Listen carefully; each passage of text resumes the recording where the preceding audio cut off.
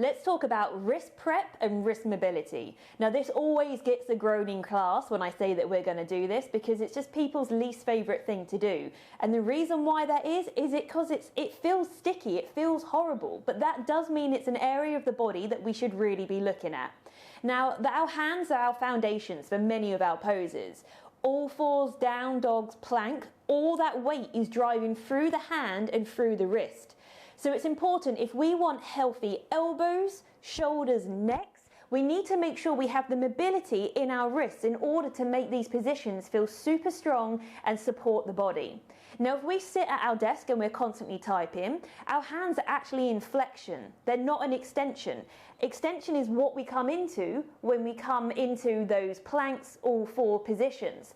So it's really important that we work the opposite of flexion in order to balance out any imbalances, aches and pains that we have in these areas. One exercise that we can do that really works through the wrist but also through the hand is you're going to extend one arm out in front of you and you're going to spread the fingers. Now try and have the arm as straight as you can unless that feels uncomfortable in the elbow or the shoulder.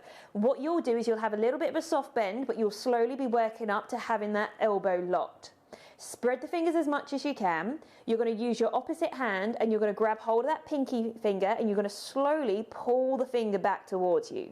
Now your hand is attached. You want your fingers to remain attached. So just apply a little bit of pressure. Don't be too brutal with yourself. You're going to hold it there for a couple of breaths and then you're slowly going to walk up every finger and just notice if there's any clicking or cracking.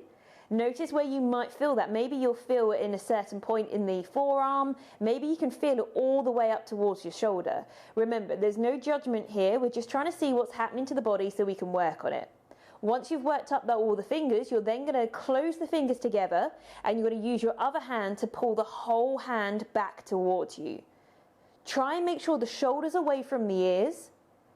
And then what you can do, if this feels okay and you have the mobility, you're then going to see if you can start pressing your fingers back into that hand, create a little bit more resistance.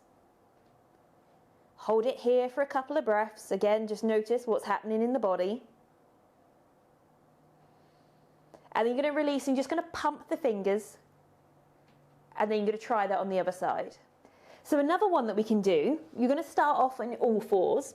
And then you're going to turn your fingertips round so that your fingertips are facing towards your knee. Now, depending on what your mobility looks like in your shoulders, your fingertips might face out towards the side, which is fine. I just want you to rotate the hands round to your end range of motion.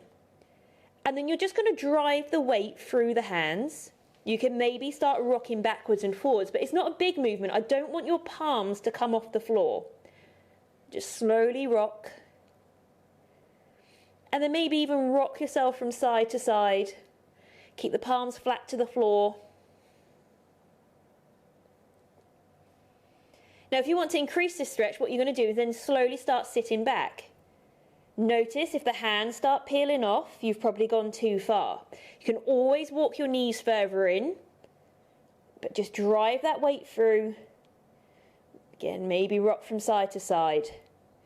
And just notice where you feel that tightness. Maybe you've got pins and needles.